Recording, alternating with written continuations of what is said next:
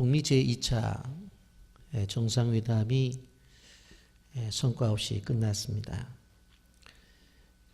지금이야말로 한반도의 미래를 위해서 더욱더 기도해야 될 때다, 그런 생각이 듭니다. 트럼프와 김정은이 만나서 회담하는 것이 도대체 우리하고 무슨 상관이 있나, 그런 생각을 가질지 모르지만 그렇지 않습니다. 평화의 시대가 오느냐, 계속 전쟁의 압박 속에서 이 한반도가 지속되느냐 하는 문제가 사실 그들의 손에 달려있기 때문이었습니다. 이와 같이 국가 지도자 간의 결정은 매우 중요합니다. 베트남 하노이에서 있었던 회담은 한반도의 운명을 결정하는 중요한 순간이었던 것입니다.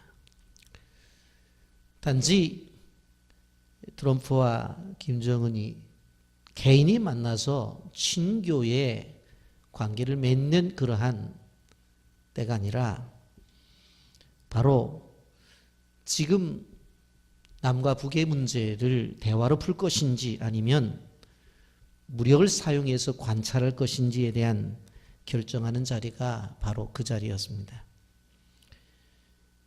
여러분, 하노이 회담이 결렬되었다고 그랬죠. 그 이후에 나타난 현상이 무엇입니까?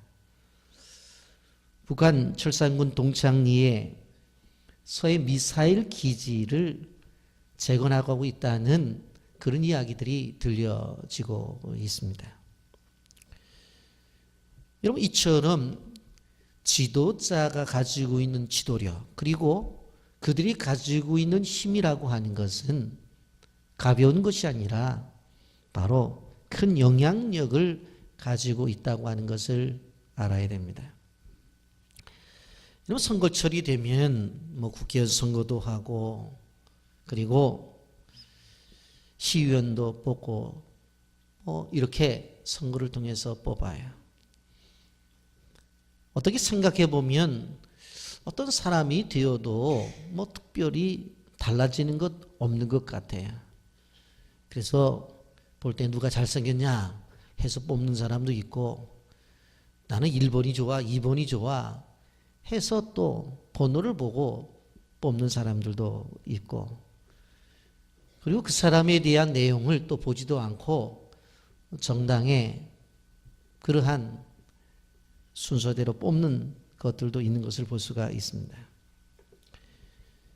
여러분, 그런데 이러한 어떤 공약도 보지 않고 바로 이렇게 세우는 일들은 우리가 바른 그러한 방법은 아니라고 하는 것입니다. 왜냐하면 심사숙고히 생각하고 지도자를 세워나가야 됩니다.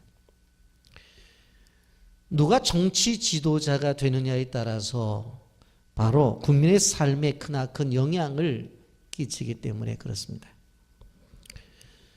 그럼 독일이나 유럽 같은 경우에는 아주 어릴 유치원 때부터 시민 정치 교육을 시킵니다.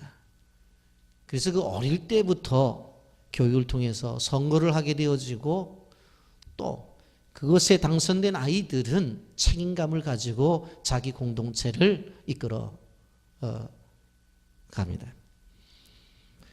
여러분, 어렸을 때부터 그렇게 하는 이유는 바로 나라가 백성들이 주인이라고 하는 의식을 가지고 그들의 주권 속에서 나라가 움직여야 된다고 하는 분명한 생각을 갖고 있기 때문에 그런 것입니다. 여러분, 어느 조직이든지 리더는 존재하기 마련입니다. 지금 우리는 학교에서 학년이 바뀌고, 그리고 반이 바뀌는, 그래서 반장도 뽑고 부반장도 뽑습니다. 저는 개인적으로 이럴 때에 좀 한번 당선이 되어서 어릴 때부터 좀 리더십을 세워나가는 리더자가 되었으면 좋겠다 하는 생각을 가지게 됩니다. 물론 요즘은 아이들이 반장이 되면 엄마가 반장 노릇을 해야 된다고 말을 해요. 힘든 것 분명해요. 그러나 학생 때 경험을 해봐야 어른이 돼서도 어떤 공동체를 맡을 때에 책임지고 맡아 갈 수가 있지 않나 생각을 가지는 것입니다. 여러분, 오늘 읽은 본문의 내용은 바로 리더자에 대한 이야기를 하고 있습니다. 모세는 한순간에 200만 명이 넘는 문제가 많은 백성들의 리더자로 세움을 받습니다. 그러면 이게 모세의 뜻이었는가? 아닙니다. 모세가 원해서 했느냐? 그것도 아닙니다. 나는 커서 백성들을 인도하는 지도자가 되겠다, 그런 야망을 품은 적도 없습니다. 그런데 자신 없어 하는 그 모세를 하나님이 선택하셔서 지도자로 세우시고 이스라엘 백성을 이끌도록 하십니다. 여러분, 이스라엘 민족을 이끌어내는 이 출애굽 이후에 모세는 엄청난 문제들과 부딪혀야 됐습니다. 모세에게 찾아와서 이런 문제를 내려놓고 또 저런 문제를 내어놓고 또 가족 간의 문제, 또 이웃 간의 문제, 동족들 간의 여러 가지 일들을 내어놓고 판단을 해달라는 것입니다. 이러한 모세의 상황 같았으면 여러분들은 어떻게 하시겠느냐 하는 것입니다. 여러분, 이러한 배경 속에서 모세가 이스라엘 백성들을 이끌고 나가는데 먼저 오늘 본문을 통해서 생각해 볼 수 있는 것은 무엇인가 하면, 이런 공동체의 리더는 태어나는 것이 아니다라고 하는 것입니다. 여러분 본문을 보면서 한번 생각을 해보기를 원합니다. 리더가 태어나는 것인가, 아니면 만들어지는 것인가? 여러분, 선천적으로 리더십을 가지고 태어나는 사람도 있습니다. 한마디로 말하면 보스 기질이 있는 사람이 있다는 것입니다. 아이들과 어릴 때 놀이를 하더라도 자기 대장시켜 달라고 합니다. 그렇게 대장시켜줬어요. 근데 그 다음 날도 야, 네가 대장했으니까 오늘은 내가 대장할게 그랬더니 나 대장 안 하면 나는 안 해. 그러고 집으로 가버려요. 그러니까 어렸을 때부터 대장만 하겠다는 아이들이 있어요. 또 장사놀이를 합니다. 그런데 자기가 사장하겠다는 거예요. 그래, 오늘 너 사장해. 근데 그 다음날 또 놀이를 하는데 어제 너 사장했으니까 오늘은 직원해. 내가 사장할게 그랬더니 안 한대요. 사장 아니면. 자기가 사장만 해야 되겠다는 거예요. 그러니까 어렸을 때부터 분명 그 어떤 리더십을 갖고 있는 리더자들이 있는 것이 분명해요. 그런데 많은 경우에 보게 되어지면 리더자는 훈련되어지고 만들어지는 거예요. 여러분, 우리가 한번 생각을 해보세요. 모세의 경우를 두고 볼 때에 모세는 리더자로 어떤 존재인가? 근데 모세의 경우를 보면 정말 모세는 만들어진 사람이에요. 이런 한번 생각을 해보세요. 히브리인으로 태어났어요. 태어난 거 자기가 태어나고 싶어서 태어났나요? 아니잖아요. 그런데 태어날 때 어땠어요? 태어나면 안 될 때 태어났어요. 왜? 남자아이가 나면 죽이라는 바로의 명령이 있었다. 숨겨지잖아요. 그리고는 나일강가에 던져져요. 그런데 바로의 공주가 그를 선택해서 자로의 궁중 안에 들이는데 거기서 어떻게 해야 돼요? 바로 아이를 키워야 되는데 유모를 구하는데 누가 선택이 돼요? 모세의 어머니가 선택이 되는 거예요. 그러면서 모세의 어머니가 그를 안고 젖을 먹이면서 끊임없이 모세에 대해서 너는 어떤 존재라고 하는 정체성을 가르쳐 주잖아요. 너는 애굽에서 살아가지만 애굽 사람이 아니야. 너는 애굽의 궁중에서 지금 살아가지만 이 나라 사람이 아니야. 바로의 공주의 아들이라고 그러지만 너는 그런 왕자가 아니야 하면서 지속적으로 교육을 받잖아요. 그렇게 하고 애굽의 궁중에서 학문과 문화를 익히잖아요. 예? 교육이에요, 교육. 그리고 나서 40세가 돼서 나갔을 때에 애굽 사람과 동족하고 싸우는 걸 보고서 한 대 편들어 주다가 한 대 때렸더니 죽어버려요. 그래갖고 미디안 광야로 나가서 무려 40년 동안을 광야 생활을 하잖아요. 여러분, 이거 뭐예요? 모세의 인생에 있어서 어떤 한순간에 이스라엘 민족을 이끌어내는 지도자가 바로 태어난 것이 아니라 그러한 과정을 통해서 뭐예요? 만들어졌다는 거예요. 만들어진 거예요. 여러분, 부족한 점이 얼마나 많았어요. 모세가 주장하는 것처럼 하나님이 너 민족의 지도자가 되라 그랬더니 아유 나 뭘 못해요. 그래서 하나님이 아론 세워 주었잖아요. 예? 사람들을 이끌고 가래요. 그런데 모세의 삶 속에서 볼 때는 사람을 이끌어 본 적이 없어요. 양을 이끈 적이 있어요. 40년 동안. 그런데 사람을 이끌래요. 여러분 나이도 마찬가지예요. 나이가 젊으면 젊음 갖고 한번 해본다고 그러지만 나이가 80세야. 노인 양반이야. 그런데 그가 어떻게 민족의 지도자가 돼서 이끌어내겠어요? 생각해보면 모세에게 지도자가 될 만한 것들은 거의 없어요. 거의 없어요. 여러분 그런데 하나님이 지도자가 되라는 거예요.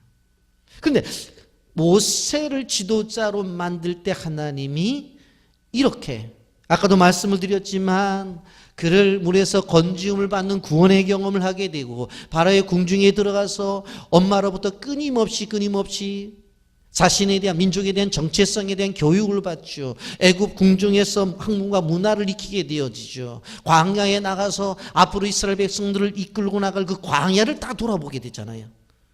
양들을 데리고 다니면서 끊임없이 훈련되어진 거예요. 교육되어진 거예요. 제가 하나님의 부름을 받고 이제 신학교를 가게 되어졌는데 신학을 공부하는 것이 사람들에게 하나님의 말씀을 가르치는 거잖아요. 근데 제가 제일 약한 부분이 뭐냐면 사람과의 관계였어요. 2부 때 우리 종성이가 있어서 말을 못했는데 종성이하고 똑같았어요.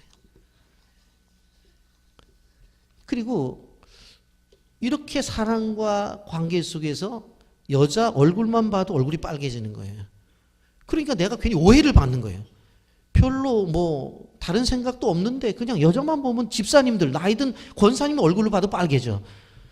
그러니까 이게 사역을 어떻게 하겠어요.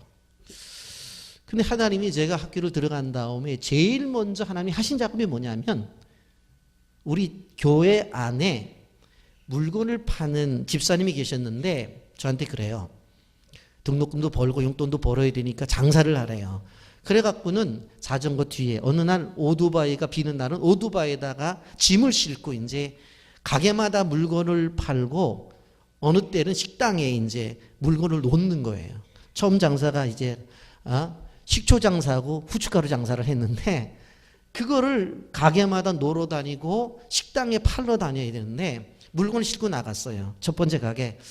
다 안 해보던 걸 해보는데 될 수가 있겠냐고. 가만히 보니까 주인 얼굴을 보니까 물건을 안 살 것 같아. 그럼 다음 가게로 가자. 그래서 거기는 그냥 놔두고 다음 가게로 갔어요.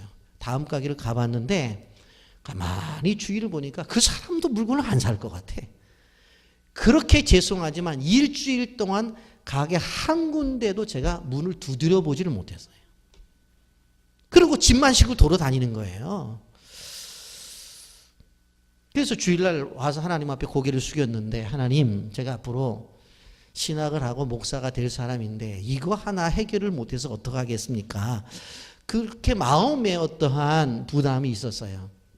근데 그때만 해도 제가 뭐 집안에서 반대하고 있는 신학을 시작했으니까 등록금도 내야지 용돈도 벌어야 되지 책도 사야 되지 하니까 돈이 필요한 줄 알아서 우리 교회 집사님을 통해서 장사를 시킨 줄 알았다고 그랬는데 제가 나중에 생각을 해보니까 그것을 통해서 무슨 훈련을 시켰어요? 사람과의 관계 그 훈련을 시킨 거예요. 뭐 그 다음부터는 이제 이 훈련이 되니까 가게 문 두드리고 나서 아유 물건 아직 남아 있어요? 물건 있네요. 다음에 오겠습니다. 이거 물건 좀 더 놓으세요. 하면서 오히려 이제는 그런 부분에 있어서 자신감이 생기는 사람이 되었어요. 그러니까 하나님께서 개인적으로 볼 때도 정말 부족해요. 누구 말대로 이 얼굴이 잘생겼습니까? 누구 말대로 키가 큽니까? 그래서 내가 겨울에 바바리를 안 입는 이유가 내가 바바리 입고 가면 바바리가 접혀 있는지 입고 있는지 모른다고 내가 말할 정도로 뭐 가진 게 없었어요. 집도 그때는 가난했고 근데 하나님이 안기성이라고 하는 존재를 신학을 시켜서 목회자를 만드는 과정 속에서 수많은 경험을 하게끔 하는 거예요. 저를 죄송합니다만은 저를 사람 여기까지 오게 한 것 생각해 보면 며칠 밤을 새워도 이런 얘기 끝이 없어요. 근데 모세도 마찬가지예요. 사람을 만들어 가잖아요. 여러분, 우리가 이 본문을 생각하면서 기억해야 될 것이 뭔가 하면 나의 현재가 부족하다, 연약하다, 내 가정의 자녀들이 부족하고 연약하다 인정하라고요. 그런데 하나님은 뭘 믿어요? 만드시는 하나님. 지금은 아니지만 만들어서 사용하시는 하나님.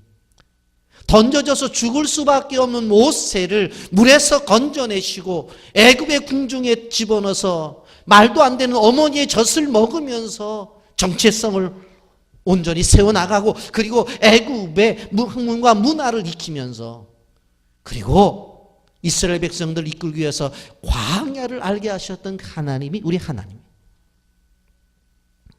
여러분, 그러므로 우리가 기억해야 될 것은 무엇인가 하면 지도자가 가지고 있는 지도력이라고 하는 것은 가지고 태어나는 것보다도 하나님과의 관계 속에서 얼마만큼 끊임없이 하나님과의 관계를 유지하고 자라나느냐, 살아가느냐, 그게 더 중요한 거예요.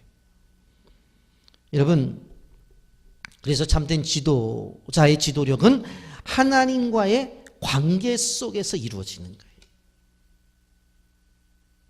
그래서 끊임없이 아이들을 지도할 때에 여러분들이 하나님과의 관계를 제대로 할 수 있도록만 지도를 잘 하면 그 아이가 나중에 어떻게 되어져요? 참된 지도자가 된다는 거예요. 아멘입니까? 여러분, 내가 좀 부족해요. 그래도 하나님과의 관계만 온전하면 되는 거예요. 이러한 배경 속에서 오늘 모세가 이두로를 만나는 장면이 나옵니다. 모세의 장인인 이두로는 대단하죠. 여러분, 사실 모세가 자기 아내와 아들 둘, 그리고 또 뭐예요? 장인어른과 헤어져서 애굽에 내려갔잖아요. 근데 재회하게 된 거예요. 이스라엘 백성들을 이끌고 광야로 나왔다는 이야기를 듣고 이두로가 이제 찾아가게 되었어요. 7절, 모세가 나가서 그의 장인을 맞아 절하고 그에게 입맞추고 그들이 서로 문안하고 함께 장막에 들어가서 그랬어요. 이 이스라엘 백성들이 인사말이에요. 만나면 절해요. 그리고 입맞추고 서로 문안하고 함께 장막에 들어가요. 뭐 성경에서 이렇게 얘기했다고 또 길에 가다가 또 아는 사람 만나면 반갑다고 아무나 입맞추면 안 돼요. 그들의 문화에 그들의 문화. 그런데 그 이두로와의 대화를 통해서 한 가지 여기 정말 놀라운 장면이 나타나는데 8절부터 11절까지예요. 모세가 여호와께서 이스라엘을 위하여 바로와 애굽 사람에게 행하신 모든 일과 길에서 그들에 당한 모든 고난과 여호와께서 그들을 구원하신 일을 다 그 장인에게 말하며 이드로가 여호와께서 이스라엘에 큰 은혜를 베푸사 애굽 사람의 손에서 구원하심을 기뻐하여 이드로가 이르되 여호와를 찬송하리로다. 너희를 애굽 사람의 손에서 바로의 손에서 건져내시고 백성을 애굽 사람의 손에서 건지셨도다. 이제 내가 알았도다. 여호와는 모든 신보다 크심으로 이스라엘에게 교만하게 행하는 그들을 이기셨도다 하고 말씀하고 있어요. 자, 모세가 쭉 되어진 일들을 이두로에게 이야기하니까 이두로가 하나님 앞에 영광을 돌려요. 그런데 이두로는 미디안 제사장이에요. 그러니까 어떻게 보면 하나님을 철저하게 믿는 믿음의 사람이라고 볼 수가 없어요. 그런데 이스라엘 민족들에게 행한 하나님의 역사를 보고 하나님 앞에 영광을 돌리는 거예요. 여러분, 그러면서 모세에게 이런 이야기 저런 이야기를 해줘요. 이들과 하늘을 이렇게 보니까 뭐 출근하겠다고 나가서 들어오질 않는 거예요. 그래서 보니까 그냥 정신이 없어. 자기 사이에 모세가. 그리고 사람들은 쭉 길을 서 있는 거예요. 여러분, 이런 이야기입니다. 여러분, 모세 앞에 와서 이런 일이 있었다고 하나님의 말씀에 근거해서 재판을 해달라고. 한 사람이 끝나니까 또 한 사람이 와가지고 우리 집안에 이런 일이 있었는데 이거 어떻게 하면 좋으냐고 또 이야기해요. 그 일하고 끝나고 났더니 또 한 사람이 와서 우리 마을에 이런 일이 있었는데 어떻게 했으면 좋겠느냐고, 뭐 가정 문제, 이웃 문제, 소위 말해서 민사상의 여러 문제들을 가지고 오는데 사람이 끝이 없는 거예요. 그래서 저녁 때에 이드로가 모세에게 이야기를 하는 거예요. 야, 이래서는 안 된다. 여러분, 출애굽기 18장 14절에 이렇게 말하잖아요. 모세의 장인이 모세가 백성에게 행하는 모든 일을 보고 이르되 내가 이 백성에게 행하는 일이 어찌 됨이냐, 어찌하여 내가 홀로 앉아있고 백성은 아침부터 저녁까지 내 곁에 섰느냐. 아침부터 저녁까지 내 곁에 섰느냐. 그랬더니 모세가 뭐라고 대답을 해요? 그들이 문제를 가져오면 내가 대답을 하기 위해서 있는 것입니다. 14절 15절 모세가 그의 장인에게 대답하되 백성이 하나님께 물으려고 내게로 옵니다. 그들이 일이 있으면 내게로 오나니 내가 그 양쪽을 재판하여 하나님의 율례와 법도를 알게 하나이다 그랬어요. 그러니까 하나님의 법도와 율례에 근거를 해서 그들이 가지고 온 문제를 해결해 주면서 이것이 하나님의 말씀이다라고 가르쳐 주는 거예요. 그랬더니 이드로가 그 이야기를 듣고 한마디로 말해요. 17절 모세의 장인이 그에게 이르되 내가 하는 것이 옳지 못하도다. 내가 하는 것이 옳지 못하다는 거예요. 그런데 여기서 내가 하는 것이 옳지 못하다고 하는 것은 잘못됐다는 것이 아니라 원어의 의미는 내가 하는 방식이 지혜롭지 못하다, 그런 뜻을 가지고 있어요. 너 그 지혜로운 방법이 아니야. 그러면서 18절 보세요. 너와 또 너와 함께한 이 백성이 필경 기력이 쇠하리니 이 일이 내게 너무 중함이라 내가 혼자 할 수 없으리라. 야, 이러다가 너도 탈진 오고 이 백성들도 탈진 올 거야. 여러분 생각해 보세요. 뭐 재판을 하나 받으려고 왔는데, 뭐 물으려고 왔는데 가봤더니 줄이 그냥 하루 종일해도 안 돼. 그럼 안 지치겠어요? 그 땡볕에? 지쳐버리지. 그리고 그렇게 수많은 사람들이 와서 질문하고 대답하고 질문하고 대답하는데 모세는 안 지치겠냐고. 모세도 지치지. 그러니까 장인 이드로가 그렇게 말하는 거예요. 너도 지치고 이 백성들도 지칠 것이야. 그러면서 12절에 냉혹하게 말을 해요. 이제 내 말을 들으라. 이제 내 말을 들으라. 내가 네게 방침을 갖추리니 하나님이 너와 함께 계실지로다. 너는 하나님 앞에서 그 백성을 위하여 그 사건들을 하나님께 가져오며 그랬어요. 뭐라고 말해요? 하나님이 너와 함께 할 것인데 이제 너 혼자 일을 해서는 안 된다라고 그렇게 이야기를 하는 거예요. 여기서 하나 우리가 알아야 될 것이 뭐냐면 이드로가 모세의 조언을 해주고 있어요. 그것을 모세는 듣고 있단 말이에요. 어린 아이들이 성장 과정 속에서 필요한 사람들이 누구라고? 멘토라고 그러잖아요. 그 아이가 성장하는 데 있어서 도움을 주는 사람이 필요해요. 우리도 마찬가지예요. 주변에 많은 사람들이 우리의 도움자로 세워져 있어야 된다고 하는 거예요. 모세 같은 탁월한 지도자도 좋은 자가 필요했고 있었던 거예요. 여러분 인생의 삶 속에서 이런 좋은 자가 있기를 예수님의 이름으로 축복합니다. 리더자에게 필요한 것이 뭐냐? 조언하는 사람이 필요하다 하는 것입니다.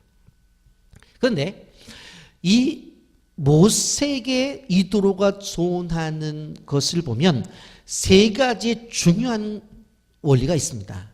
이것을 여러분들이 꼭 기억해야 돼요. 첫째 무엇인가 하면은 20절 말씀이에요. 그들에게 율례와 법도를 가르쳐서 마땅히 갈 길과 할 일을 그들에게 보이고 그랬어요. 모세에게 뭐라고 말하냐면 백성의 지도자들에게 뭐를 가르치라는 거예요? 율례와 법도를 가르쳐서 그들로 하여금 율례와 법도를 가지고 그들도 판단하고 그들도 세워나게끔 하라고 하는 거예요. 여러분 가르침의 중요성이 여기에 있는 겁니다.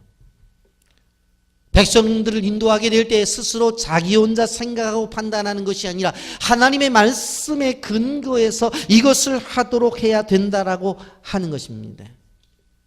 여러분 우린 기억해야 돼요. 학교만이 아니라 가정이든 교회든 군대이든 어느 조직이든 가르침이 필요하다고 하는 것입니다. 왜 그래? 그 배운 것으로 행하게 되어질 때에 스스로 더 효과적이 되기 때문에 그래요. 국가가 정책을 세움에 있어서 병원을 세우는 거 필요해요. 그런데 병원을 세우는 것도 중요하지만 스스로 국가가 교육을 시켜서 그들로 하여금 병원에 가지 않도록 예방하는 것들도 필요한 거예요. 그래서 우리가 텔레비전 보게 되어지면 나가다 들어오면 손을 씻어야 된다. 이를 닦아라. 담배를 끊어라. 예? 캠페인을 하는 거예요. 요즘 여러분 미세먼지 때문에 방송에 보면 마스크 쓰라고 그러잖아요. 그러면 뭐 국가가 아니면 방송국이 마스크를 제조하는 사람과 마스크를 판매하는 사람들하고 무슨 결탁이 돼 있어서 그렇게 광고합니까? 아니에요. 이런 마스크를 쓰지 않았어요. 그래서 호흡기 곤란이 와요. 그럼 그들이 병원에 가겠죠? 그러면 결국은 어떻게 되어져요? 국가가 의료보험공단을 통해서 의료비를 어떻게 해야 돼요? 제공해야 돼요. 그럼 결국은 자꾸 돈이 허비가 되는 거예요. 그래서 마스크를 쓰라는 거예요. 그래서 교육이 필요한 거예요. 교회에서도 교육이 얼마나 필요한지 몰라요. 여러분 사도행전을 우리가 보게 되어지면 교회가 시작되어지는 장면이 나타나는데 교회가 시작되어질 때에 사도들이 한 일이 뭡니까? 가르치는 거예요. 사도행전 2장 42절 그들이 사도의 가르침을 받아 서로 교제하고 떡을 떼며 오로지 기도하기를 힘쓰니라 그랬어요. 사도의 가르침을 받아 그랬어요. 사도의 가르침을 받아요. 제가 28년 전에 우리 종천이 종성이 데리고 개척을 시작하잖아요. 그런데 제가 부목사 생활을 4, 5년 했습니다만은 목회 초년생이잖아요. 그래서 목회를 시작하는데 이 교회를 어떻게 해야 될 것인가 사실은 잘 모르겠어요. 그런데 그때 당시에 우리나라의 대표적인 성장하는 교회가 두 개의 교회가 있었는데 온누리 교회와 사랑의 교회였어요. 그런데 온누리 교회는 통합적 교회고 사랑의 교회는 합동적 교회니까 우리 교단의 교회를 내가 좀 벤치마킹을 해야 되겠다고 해서 그곳에 찾아가서 주보도 가지고 봤는데 주보 위에 보니까 가르치는 교회, 전파하는 교회, 치료하는 교회라는 말씀이 있어요. 실질적으로 그거는 마태복음 4장 23절의 말씀이거든요. 예수께서 온 갈릴리에 두루 다니시사 그들의 회당에서 가르치시며 천국 복음을 전파하시며 백성 중에 모든 것과 약한 것을 고치시니라. 야 맞다 이거다. 아니 어떻게 됐든지 간에 목회 고수라고 그렇게 말씀하고 있는 옥 목사님이 그렇게 청하니까 나도 한번 따라서 해자. 그래서 우리 양문교회 주보 예전에 보면은 가르치는 교회, 전파하는 교회, 치료하는 교회라는 것이 10년 동안 사용을 해요. 근데 실질적으로 육신적으로 질병이 걸린 사람들은 제가 고칠 수 없잖아요. 병원에 가라고 말하죠. 기도는 하죠. 그리고 나서 영적으로 힘들어하는 사람, 삶 속에 힘들어하는 사람들은 뭐를 해야 돼요? 기도해주고 신방을 해야 되는데 제가 해보니까 이건 쉬운 게 아니에요. 저 지금도 기억하고 있는데 어느 집에 신방을 갔는데 자기 인생 고백을 하는데 끝이 없어요. 점심때가 되니까 라면 하나 끓여주더니 먹고 하는데 제가 그날 오전 9시에 가서 오후 5시까지 있었어요. 한 집에. 한 말 또 하고 한 말 또 하고 한 말 또 하고. 처음에 자기가 그렇게 시작하더니 나중에는 자기가 한 말도 몰라. 그런데 나는 외웠어. 그런 일들이 반복이 되어지는 거예요. 도대체 하나님이 이 지역에 목회를 허락했으면 목회를 해야 되는데 이걸 어떻게 해결할 것인가? 제가 기도하는 가운데 하나님이 저에게 주신 메시지가 있었어요. 그것이 뭐냐면 병나서 치료하지 말고 병 낫기 전에 예방해라. 이거구나 해서 무릎을 쳤어요. 그때부터 예방 목회. 누구한테 배운 게 아니라 하나님이 저한테 주신 거 예방 목회. 그러면 이 예방을 하기 위해서는 어떻게 해야 되느냐? 그들 스스로가 혼자서 모든 문제를 해결해 나갈 수 있는 능력을 얻어야 되잖아요. 그래서 한 게 무엇입니까? 제자 훈련이에요. 그리고 어린아이들은 교육을 시켜야 되겠다. 어릴 때부터. 그래서 저희 교회가 7, 8단지 있었을 때 장년부가 300명 모일 때 주일학교가 400명이 모일 정도로 어린아이들이 엄청나게 많이 모였잖아요. 저는 그것의 회복을 위해서 지금도 기도를 합니다만, 그래서 교육을 통해서 이 문제를 해결해야 되겠다. 그 생각을 가지게 되어진 거예요. 그리고 실질적으로 그러면 이렇게 배웠으면 이것을 가지고 움직여야 되는데 가장 움직임의 역동은 무엇입니까? 선교예요.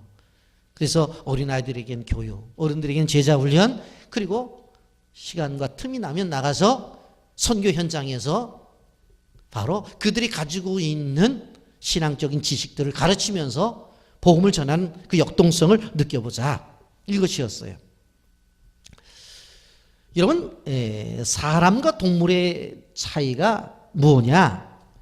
사람은요, 배우지 아니하면 건전한 사람이 될 수가 없다고 하는 것입니다. 걸음마도 배워야 돼요. 말도 배워야 돼요. 글도 배워야 되는 거예요. 어떤 부모가 애를 낳아놓고서 야, 더러운 세상 속에서 좀 너는 깨끗하게 커야 되겠다고 해서 산속에다 애를 혼자 가둬놨다고 생각해 보세요. 세파에 너는 휘둘리면 안 돼. 그러면 걔가 혼자서 그렇게 어릴 때 자라났으면은 걔가 말도 못해요. 사람이지만 그렇게 혼자 놔두면 어떻게 돼요? 짐승의 소리를 낸다고. 사람이지만. 그렇기 때문에 기억해야 될 것은 사람은 태어날 때부터 끊임없이 배우고 끊임없이 공부를 해야 돼요. 여러분 기독교는 체계 종교입니다. 하나님께서 모세를 불러서 시내산에서 돌 노트에다가 돌책에다가 십계명을 기록해 주잖아요. 그 이후에 하나님께서 주신 메시지가 양피지라든가 아니면 파피루스에 의해서 기록이 되어지고 이제는 인쇄술이 발달이 되어서 어떻게 되어져요? 종이에 기록이 되어져서 우리에게 읽혀지잖아요. 책으로 전달이 되었다고 하는 거예요. 여러분, 모세가 하루 종일 백성들과 대화를 하면서 문제를 해결하면서 이제 지칠 대로 지치고 기다리는 백성들도 지치죠. 그러니까 이도로가 뭐라고 말해요? 그렇게 하지 말아라. 지도자들 뽑아라. 그리고는 그들에게 말씀을 가르치라고 이야기해요. 여러분, 가르침이라고 하는 것, 리더가 가지고 있는 기본 자격이에요. 그래서 지도자는 이런 가르침의 능력이 있어야 되는 거예요. 바울이 믿음의 아들 디모데에게 뭐라고 얘기를 해요? 디모데전서 4장 12절과 13절 누구든지 내 연수함을 업신 여기지 못하게 하고 오직 말과 행실과 사랑과 믿음과 정절에 있어서는 믿는 자에게 본이 되어 내가 이룰 때까지 읽는 것과 권하는 것과 가르치는 것에 전념하라고 그랬어요. 가르치는 것에 전념하라.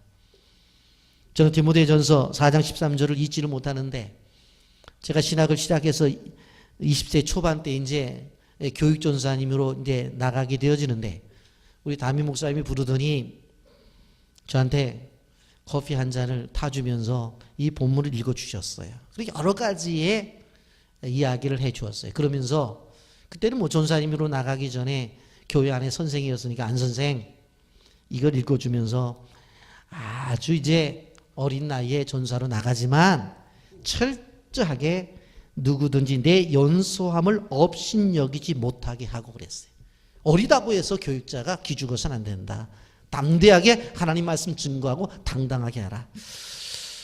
뭐 어른이 그렇게 말씀하시는데 내 마음에 얼마나 와닿겠어요. 그래서 제가 이제 교육전사로 가게 되어졌는데 중고등부를 맡았어요. 근데 나이는 어리잖아요. 근데 그때만 해도 나이 들어 공부한 사람들이 많았거든요. 제가 한 게 뭐였냐면은 머리를 2대8로 칙 하고 포마다 기름을 칙 바르고 양복을 칙 입고 넥타이는 노티 나는 넥타이를 딱 매고 안경은 또 나이 같은 안경테를 딱 썼더니 10년 이상을 보더라고요. 그래갖고 제가 사역을 했어요. 근데 우리가 교회에 제가 맡은 파트에 고등학생 가운데 저보다 3살 적은 애가 있었어요. 근데 걔는 내가 한 10살 이상인 줄 알고 전사님 쫓아다녔는데 나중에 봤더니 전사님이 아니라 형이야, 형. 예? 그러면서 제가 사역을 시작했는데 디모데를 향해서 그랬어요. 누구든지 내 연수함을 없인 여기지 못하게 하라. 그러면서 맨 마지막에 가르치는 것에 전념하라 그랬어요. 디모데후서 2장 2절에 뭐라고 그랬어요? 또 내가 많은 증인 앞에서 내게 들은 바를 충성된 사람들에게 부탁하라. 그들이 또 다른 사람을 가르칠 수 있으리라 그랬어요. 가르치면 또 다른 사람을 가르치는 거예요. 이것을 하라는 거예요. 이드로가 모세에게 내가 가지고 있는 것, 그를 가르치라는 거예요. 두 번째로 이드로의 조언의 핵심 포인트가 뭐예요? 사람을 세우라는 거예요. 혼자 일하지 말고 동역을 해라. 절대로 혼자 일할 수가 없다라고 하는 겁니다. 출애굽기 18장 21절 보세요. 너는 또 온 백성 가운데서 능력 있는 사람들 곧 하나님을 두려워하며 진실하며 불의한 이익을 미워하는 자를 살펴서 백성 위에 세워 천부장과 백부장과 50부장과 10부장을 삼아 그렇게 말했어요. 그러면 여기에 보면 너는 온 백성 가운데서 백성들 가운데서 사람을 세워야 되는데 누구를 세우냐는 거예요. 그리고 어떤 사람을 세워야 되는 거예요. 여기에 자질의 세 가지를 분명히 이야기를 하고 있습니다. 한마디로 능력 있는 사람을 세우라고 그랬잖아요. 너는 온 백성 가운데 능력 있는 사람들. 근데 능력 있는 사람들이 어떤 사람이냐? 첫째, 하나님을 두려워하며 그랬어요. 하나님을 두려워. 하나님과의 관계 속에서 그 하나님의 존재됨을 인정하고 하나님을 두려워하는 사람. 두 번째, 진실하며 그랬어요. 바로 사람과의 관계 속에서 진실성이 있는 믿음의 사람, 그걸 얘기하는 거예요. 그리고 세 번째로는 뭘 얘기하는 거예요? 불의한 이익을 미워하는 자를 살펴. 그래서 불의한 이익을 미워하는 자를 살펴. 무슨 이야기입니까? 돈 문제에 있어서 깨끗한 사람. 이 세 가지를 이야기하는 거예요. 이드로가 모세에게 제안을 한 거예요. 이 백성의 지도자를 천부장, 백부장, 50부장, 10부장을 세울 텐데 이 백성들 가운데 어떤 사람을 세우느냐? 첫째로 하나님과의 관계 속에서 하나님을 두려워하는 사람, 두 번째로 사람들과의 관계 속에서 진실성이 있는 사람, 세 번째로 돈 문제에 대해서 깨끗한 사람을 세우라고 세 가지를 이야기해 줘요. 여러분 디모데전서 3장 3절에 보면 바로 디모데에게 교회 안에 일꾼들을 세울 때에 이런 일꾼을 세워라 라고 말을 하면서 돈을 사랑하지 않아야 된다고 말을 하고 있고 디모데전서 3장 8절에는 더러운 일을 탐하지 아니하여야 된다라고 분명히 이야기를 하고 있는 것을 볼 수가 있습니다. 여러분 사도행전에 보게 되어지면 집사의 직분이 생겨난 배경이 나타나죠. 처음엔 12 제자들이 하나님 일을 했었는데 일이 많아지니까 문제가 생긴 거예요. 어떤 일이 벌어졌어요? 히브리파 과부들과 헬라파 과부들이 있는데 교회가 구조할 때 뭐 받았느니 안 받았느니 뭐 누구 편을 드니 그런 문제가 생겼어요. 그래서 사도들이 이제 사람을 세워서 일을 하게 했는데 그들이 뭐야? 집사님들이에요. 근데 집사님을 세울 때 보세요. 사도행전 6장 2절과 6절까지 보면 12 사도가 모든 제자들을 불러 이르되 우리가 하나님의 말씀을 제쳐놓고 접대를 일삼는 것이 마땅하지 아니하니 형제들아 너희 가운데서 성령과 지혜가 충만하여 칭찬받는 사람 7을 택하라. 우리가 이 일을 그들에게 맡기고 우리는 오로지 기도하는 일과 말씀 사역에 힘쓰라 하니 온 무리가 이 말을 기뻐하여 믿음과 성령이 충만한 사람 스데반과 또 빌립과 브로고로와 네가 노르와 디몬과 바네마와 유대에게 입교한 안디옥 사람 닐과를 택하여 사도들 앞에 세우니 사도들이 기도하고 그들에게 안수하니라. 여기 보면 세 가지를 얘기해요. 성령이 충만한 사람, 지혜가 충만한 사람, 믿음이 충만한 사람, 세 가지를 이야기해요. 초대교회. 여러분 지혜만 있어서는 안 되는 거예요. 그냥 무조건 믿음만 있어서는 안 되는 거예요. 바로 믿음과 지혜와 성령이 충만한 것이 하나가 되어져야 돼요. 여러분 디도서의 말씀을 보게 되어지면 좀 더 자격이 더 추가가 되어져요. 술에 중독되지 않은 사람, 외인에게도 칭찬을 받는 사람, 다투지 않는 사람, 분내지 않는 사람, 고집을 부리지 않는 사람, 나그네를 잘 대접하고 선행을 좋아하고 신중하고 거룩한 이러한 조건들을 달아요. 여러분, 이러한 집사님들이 되기를 예수님의 이름으로 축복합니다. 그리고 또 한 가지 조언을 하죠. 그것이 무엇입니까? 조직을 하라는 거예요. 조직. 일꾼들을 뽑고 조직을 해라. 조직을 해라. 여러분, 출애굽 후에 시내산에 이를 때까지 특별한 이스라엘 민족은 조직은 없었어요. 물론 움직이게 될 때 지파별로 움직인 건 분명해요. 지파별로 움직인 건 분명한데 조직이 없었어요. 그런데 이제 모세의 장인 이드로가 뭐라고 말해요? 1000명을 담당하는 천부장을 세워라. 100명을 담당하는 백부장을 세워라. 50명을 담당하는 50부장을 세우고 10명을 담당하는 10부장을 세우라고 이렇게 조직을 하라고 하는 거예요. 우리나라 군대도 보면 분대, 소대, 중대, 대대, 연대, 뭐 여단이나 사단, 더 나아가 사령부가 있잖아요. 규모에 따라서 지휘관이 있고 그 지휘관들이 지휘권을 가지고 그 많은 사람들을 통솔해요. 우리 교회도 마찬가지예요. 2개의 교구로 되어져 있어요. 그리고 2개의 교구 밑에 4개의 마을이 있어요. 그리고 그 마을 밑에 올해 27개의 목장이 있어요. 교구에는 2분의 장로님들이 교구장을 맡고 있고 마을에는 마을장들이 있어요. 그리고 목장에는 목자들과 예비 목자들이 목장을 관리하고 있어요. 그리고 은사를 따라서 영성국과 전도국, 선교국, 총무국, 관리국, 교제국, 예배국, 교육국, 목양국, 은사를 따라서 교회를 세워나가기 위해서 이러한 국장님들이 사역을 감당하고 있어요. 그리고 교육을 위해서 영아부, 유아부, 유년부, 초등부, 중고등부, 젊은이 부서, 스태프들이 있어서 함께 다음 세대들을 키워나가고 있어요. 교회 안에도 분명한 조직이 있다고 하는 거예요. 여러분, 그러면 이드로가 무슨 계시를 받아서 그랬느냐? 아니에요. 어떻게 보면 이건 상식이에요. 사람을 세우고 그리고 조직을 세우고 그 조직 속에서 일을 분담해서 해 나가는 것은 상식적인 거예요. 근데 만약에 이드로에게 하나님께서 이러한 조언할 수 있는 기회를 주셔서 조언을 안 했으면 어떻게 됐었을까? 그는 모세도 고생하고 백성들도 고생을 했었을 것입니다. 여러분, 그런데 한 가지 우리가 생각하고 지나가는 건 뭡니까? 조언을 하게 되어질 때에 모세는 받아들였어요. 이것이 성숙한 리더자라는 거예요. 누가 얘기하면 들어야 된다는 거예요. 여러분, 모세가 이드로의 조언을 듣고서 천부장, 백부장, 50부장, 10부장을 세워서 일에 분담을 했단 말이에요. 그러니 얼마나 일이 쉬웠겠어요. 여러분, 26절을 보내면 그들이 때를 따라 백성을 재판하되 어려운 일은 모세에게 가져오고 모든 작은 이들은 스스로 재판하더라. 스스로 재판하게 만들어 준 거예요. 그러니 뭐 백성들이 하루 종일 기다릴 필요가 없잖아요. 10부장에 가서 얘기해서 그럼 이렇게 하라고 그러면 됐어요. 그런데 조금 큰 일이니까 백부장에게 가라고, 천부장에게 가라고, 좀 힘든 거는 모세에게 가라고 다 나눠서 했단 말이에요. 다 나눠서 해요.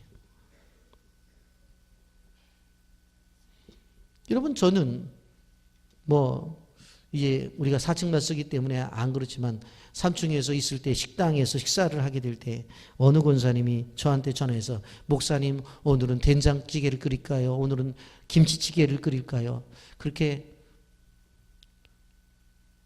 물어보겠어요? 물어본 적이 있었어요. 그때 제가 하는 대답은 뭐냐면 저는 주시는 대로 다 잘 먹습니다. 그걸 끝나네. 그거는 주방팀이 알아서 해야 될 일이지 그것까지 다른 사람들이 터치할 부분은 아니라는 거예요. 여러분, 그런데 장인 이드로가 조언을 하게 할 때 모세의 태도를 보세요. 지금 보세요. 이드로는 모세보다는 나이가 많았겠지. 그러니까 몇 살에 딸을 낳았는지 모르지만 아무리 빨리 낳았었어도 모세가 80세니까 이 장인 이드로는 100세 가까이 됐었을 거예요. 그런데 모세가 내가 200만 명을 데리고 나온 지도자인데 노인네가 와서 아무리 장인이라고 그러지만 무슨 소리를 하느냐고 쓸데없는 소리 하지 말라고 만약 그랬다면 어떻게 됐었을까? 장인이 몰라서 그렇지 나는 하나님의 계시를 받고 나가서 이스라엘 백성들을 이끌어냈고 10번의 재앙까지도 경험을 한 사람이라고. 내가 홍해바다도 건넜고 내가 구름기둥의 인도를 따라 여기까지 왔는데 갑자기 나타나서 무슨 소리를 하냐고. 그렇게 했으면 이런 일이 안 벌어졌다고요. 그런데 듣잖아요. 모세의 겸손입니다. 모세는 열린 마음을 가지고 있었다고 하는 것입니다.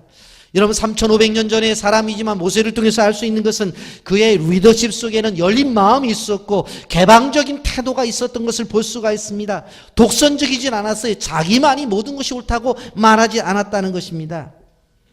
여러분 출애굽기 18장 24절부터 26절까지 보세요. 이에 모세가 자기 장인의 말을 듣고 그 모든 말대로 하여 모세가 이스라엘 무리 중에 능력 있는 사람을 택하여 그들의 백성의 우두머리 곧 천부장과 백부장과 오십부장과 십부장을 삼음해 그들이 때를 따라 백성을 재판하되 어려운 일은 모세에 가져오고 모든 작은 일은 스스로 재판하더라. 자기 장인의 말을 듣고 그 모든 말대로 하여 그랬어요. 물론 조직은 완전한 건 아니에요. 한 가지 기억해야 될 것은 조직을 해서 그 조직이 움직일 때도 끊임없이 개혁되어져야 되는 건 분명해요. 민수기를 보게 되어지면 바로 모세를 거스르는 일들도 있는 것을 바라볼 수가 있어요. 가데스 바네아에서 이제 점령을 할 이제 가나안에 10명의 정탐꾼을 보내잖아요. 근데 2명만 믿음의 시각으로 보고 10명은 불신하고 돌아와서 불신의 보고를 해요. 여러분 그 지파의 대표자들이었어요. 여러분 그럼에도 불구하고 우리가 기억해야 될 것은 하나님이 이런 결코 혼자 할 수 없다라고 하는 것이에요. 서로 짐을 나누어 줘야 돼요. 그렇기 때문에 사람을 세워나가야 돼요. 그런데 그렇게 세워질 때에 신실하고 충성된 일꾼은 뭐예요? 겸손하고 다른 사람들의 이야기를 듣는다는 거예요. 여러분 지금도 하나님은 끊임없이 사람을 찾고 계신다는 것을 알아야 돼요. 모세를 통해서 보여주신 것은 무엇이었습니까? 하나님과의 관계가 온전하고 사람과의 관계 속에서 진실하고 물질 문제에 깨끗한 사람을 세우라고 말을 했어요. 초대교회 사도들을 위해서 얘기한 것을 보면 믿음이 충만하고 정말로 신실한 그러한 믿음이 있고 성령이 충만한 사람을 세워서 일을 하라고 했어요. 여러분 이 시대에 하나님이 찾으시는 일꾼들이 되시길 예수님의 이름으로 축복합니다. 여러분 우리는 모세의 모습을 보면서 그의 겸손함을 한번 생각해 봐요. 홍해바다를 육지까지 건넌 사람이에요. 길이 없는 곳을 불기둥과 불기둥의 인도를 따라서 백성을 인도한 사람이에요. 하늘에서 비처럼 양식을 내렸던 사람이에요. 메추라기를 몰고 와서 그 백성들에게 고기를 먹여주었던 사람이에요. 여러분 생각해 보세요. 메추라기 200만 명이 먹으려면 어느 정도를 구해야 돼요? 이거는 도무지 생각할 수가 없어요. 이렇게 모든 능력 있는 사람인데 나이 든 장인 어른의 충고를 무시하지 않고 들어서 합리적으로 그 공동체를 운영해 나가요. 그래서 행정에서나 경영에서 모델이 된 것을 볼 수가 있어요. 이런 공동체가 힘든 건 힘들어요. 어느 직장에서 한 사람이 취직을 했는데 들어오니까 오래 다녔던 사람이 그 사람에게 일은 이렇고 저 일은 저렇고 요 일은 요렇게 하는 거면 된다고 다 가르쳐 줬어요. 얼마나 고마워요. 그래서 잘 따랐어요. 그런데 이 사람이 1년이 지나고 2년이 지났어요. 근데도 자기가 익숙해져 있는데 이 사람은 끊임없이 자꾸 얘기하는 거예요. 이미 다 알고 있는데. 그게 자꾸 피하는 거예요. 1년 전만 해도 나한테 도움을 받았던 저 녀석이 내 얼굴을 피해 하면서 서로 간의 관계가 서먹서먹해져요. 그럴 수 있어요. 여러분 그럼에도 불구하고 어떻게 해야 돼요? 바로 함께 살아가는 구조를 만들어야 된다는 거예요. 대여설명만 모여도 갈등이 생기는데 200만 명이 모였어요. 마실 물도 없고 누울 잠자리도 없어요. 어디로 가야 되는지도 몰라요. 여러분 얼마나 혼란스럽겠어요. 백성들의 입장에서 보면 난감하기가 짝이 없어요. 여러분 그런데 그 모든 책임이 누구에게 있었어요? 모세에게 있었어요. 근데 장인을 통해서 혼자 책임지는 것이 아니라 함께 이스라엘 백성들을 이끌어 나가는 구조를 만든 거예요.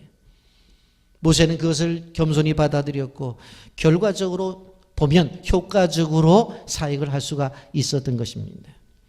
여러분, 교회 일이든 세상 일이든지 간에 업무 분담이 필요해요. 고난 위임이 필요해요. 함께 더불어 일을 해야 되는 것이에요. 결과적으로 백성들도 행복했고 모세도 행복했어요. 본인도 편해졌고 이스라엘 백성들도 편해졌다고 하는 거예요. 여러분, 이러한 모세와 같은 지도력 그리고 모세와 같은 지혜가 있기를 주님의 이름으로 축복합니다. 군영과 그리고 우리가 살아가는 사명 속에서 하나님 주신 지혜가 함께 필요하다고 하는 것입니다. 여러분들이 주님의 일을 하게 되어질 때 모세와 같은 사람들이 되어서 아름다운 삶의 현장 속에서 하나님의 역사를 이뤄내기를 예수님의 이름으로 축복합니다. 아멘.